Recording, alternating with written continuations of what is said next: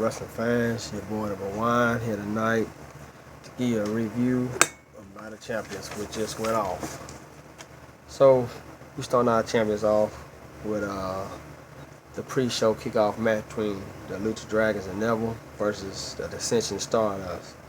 Stardust and Ascension pick up the victory when Neville attempts to the Red Arrow, but Stardust gets up and pushes his teammate Connor into the rope, causing Neville to fall. Then hits Neville with the Queen's Arrow crossbow to pick up the pinfall. So then we go to the main pay-per-view event, which is now Night of Champions. And my first match is the Intercontinental title match between Kevin Owens and Ryback. Owens wins, becoming the new Intercontinental champion after a rake of the eyes when Ryback goes for the shell shock. And then he rolls up Ryback and pins him, becoming the new Intercontinental Heavyweight Champion. So then we go to our next match between Dolph Ziggler and Rusev. Ziggler wins when Summer Rae gets in the ring and she falls down like she's hurt. The referee then throws Summer Rae out of the match. So Summer Rae gets on the apron and she starts fussing at the referee. So then she grabs her shoe, and Rusev gets up, goes to the ring, and she throws the shoe supposedly at the referee, but ends up hitting Rusev, causing distraction, caused Dolph Ziggler hitting him with a zigzag, therefore caused Dolph Ziggler to win the match. Then we go to our tag team title match between the Dudley Boys and the New Day. When the Dudley Boys apparently hits Kofi Kingston with a 3D. As they get ready to go for the 1-2-3 to get to the 2, then Xavier Woods comes in and gets disqualified, causing the New Day to just get DQ'd, but retain the titles nonetheless because of the champion's advantage. Therefore, the Dudley Boys win the match, but New Day still retains the titles. After that, they try to mock the Dudley Boys by saying, "Woods, get the table." So Woods go get the table. They set it up, and they look like they're going to try to put the Dudleys through the table, but the Dudleys verse it, and ultimately, Xavier Woods winds up being the one to get thrown to the table. I said Dudley Boy 3D, Xavier Woods through the table. So then we have our Divas match for the Divas Championship between Charlotte and Nikki Bella. Charlotte defeats Nikki Bella, becoming the new Divas Champion by making Nikki Bella tap out through the figure 8. But throughout the match, Nikki Bella had dominated, like Charlotte had apparently injured her legs of some sort. But ultimately, at the end, Nikki Bella taps out to the figure 8. Let Charlotte become the new Divas Champion. So then we go to the next match, which was between the Wyatt family and Roman Reigns, Dean Ambrose, and their mission partner. The mission partner turned out to be none other than Y2J. That's right, folks. Chris Jericho makes his return at Night of Champions to be the partner of Roman Reigns and Dean Ambrose. But how did that fare? It looked pretty good, but then ultimately at the end, Jericho taps Roman Reigns in as Roman Reigns gets ready to do his move on Strowman.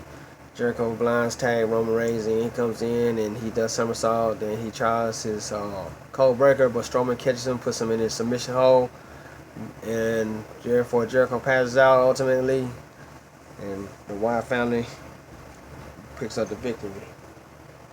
So then, after the match, Reigns and Ambrose stands over Jericho as they look like they're gonna try to help him back up or whatever. But when Jericho gets up, he just bumps into Ambrose and walks out the ring. That's the end of that. So that leads us to our first title match with Seth Rollins' defense, which is Seth Rollins versus John Cena. Seth Rollins countered everything John Cena had thrown at him. Seth Rollins really gave John Cena a good match. But ultimately, John Cena wins when he hits Rollins with the AA, becoming the new United States champ for the 5th time. Then after the match, Rollins goes outside the ring as he tries to walk away with the title.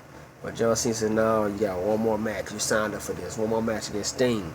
So John Cena ultimately, Rollins tries to push Cena out the way, and John Cena AA's Rollins outside the ring, throws back in the ring, and Sting comes out, and he attacks. As soon as he attacks Rollins, the bell rings, so that leads us to that main event match between Seth Rollins and Sting. But Seth Rollins ultimately finds a way to beat Sting as he attempts the pedigree on Sting, but Sting reverses it, and Sting goes for a Scorpion Deathlock, but Seth Rollins reverses it, and ultimately small packages him up for the 1-2-3 victory, therefore retaining the world title, Seth Rollins. So after that, Sheamus comes down to the ring to get ready to attempt to catch Money in the Bank, and he hits Rollins with a bro kick, and he gets the referee trying to ring the bell. The referee takes his time to ring the bell, so then the lights go out, and boom, all of a sudden here comes the big red monster. Kane comes out. Kane comes through the ring, and he looks at Sheamus runs out the ring. So Kane picks up Rollins, chokeslams Rollins. So then Sheamus comes back in the ring and tells Kane, one more time. But instead, Kane chokeslams Sheamus. And after that, he picks up Seth Rollins, the Tombstone Seth Rollins. And that's the end of that story. So Kane returns, Jericho returns. Pretty good, interesting Night of Champions. Three title changes. The world title stays in Seth Rollins' possession. The tag team title stays with New Day. Like I said, Charlotte becomes the new Divas champion. Kevin Owens becomes the new IC champion, and John Cena once again becomes the United States champion. So, looking for a pretty interesting Raw. And breaking news is that next month, Hell in a Cell pay-per-view, in the Hell in a Cell match, Brock Lesnar will take on The Undertaker. So as far as Seth Rollins, who is his opponent going to be? Is it going to be Kane? And what's going to happen with Owens and Ryback when Ryback gets his rematches, and John Cena? And what about Roman Reigns and the Wyatt family's feud? Are they going to get somebody else? Jericho proved that he couldn't be the man, and I don't understand the whole concept. You went from Jericho, who hardly wrestles nowadays. You should have just, you probably have a better chance with the Viper.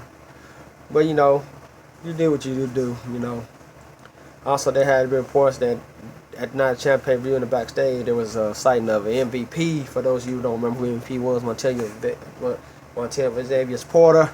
Used to be a member of the WWE a long time ago. Then he went to TNA, and that didn't work out. So maybe there's a possibility that he might be returning to WWE pretty soon. I like the guy. I think he'll fit well with WWE. And there's also been talks of Carlito possibly returning to WWE pretty soon. For those of you who don't remember, he is the son of former great Hall of Famer Carlos Colon. His brother Primo, and their cousin Neville. Carlito, former U.S. champion as well. He's the one who defeated John Cena when John Cena was U.S. champ. So the guy with the funny hair who liked to chew on apples, spit in the face of people, like to be cool, Carlito. I don't know if he still got him in it, because it's been about a while since we've seen this guy in action. So what's that gonna lead to, I don't know. But I'm just going by what sources of mine have told me. So I'll be just here tonight just to give you a review of what happened. Like I said, congratulations to those new champions. Charlotte is well-deserved victory. Brie Bella had a run of 301 days. But it is what it is. So the next pay-per-view the WWE have will be October 7th, as it will be NXT, called Respect. Remember, the main event of that match is going to be a women's match between an Iron Man match between Sasha Banks and Bayley. The main event. So that completes this review on Night of Champions. I shall be back tomorrow for my review on Raw after it goes off. For those of you who don't know me, I am the Blow Wine, and I try to keep you posted up on WWE, TNA, and NXT reviews each and every week as it happens. And after I give my views, I give my thoughts and my opinions on some of the outcomes and how I think it fares. Just an opinion. So if you don't like what I have to say, then just remember, it's not facts. It's just an opinion. If you don't like my opinions on what I had to say about the outcomes. But now, as far as the actual matches, how they fared, that's the review part. But for those of you, you may disagree with me. You may like what I had to say. But, I just try to keep it from what I see from my perspective. I'm not perfect. I don't I mean, I can't give you. I'm not 100% accurate all the time on my reasoning behind things. That's why I just give you my opinions.